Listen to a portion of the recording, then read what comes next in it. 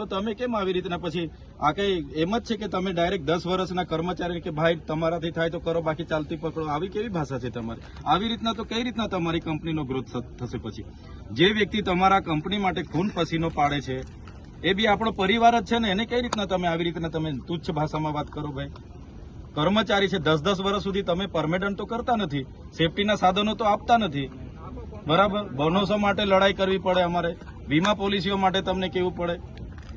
આ શું બતાવે છે? આ કઈ આવું ને બહારના લોકોને તો 2-2 વર્ષ 3-3 વર્ષમાં પરમેનન્ટ કરીને બધી સેવાઓ તમે આપો છો, તો અમારા લોકોને પણ આપો ને. વીમો કશું નથી. તો પછી કાલે ઉઠીને અહીંયા કઈ થઈ ગયું તો અમારે કોની જવાબદારી?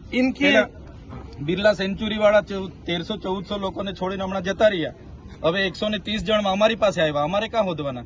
એટલે તમે છે ને બધું ટર્મ્સ કન્ડિશન અમારા વર્કરો સાથે કમ્પ્લીટ રહો, આવી રીતના બિહેવિયર નહીં કરો. આજે તો અમે ફર્સ્ટ ટાઈમ અમે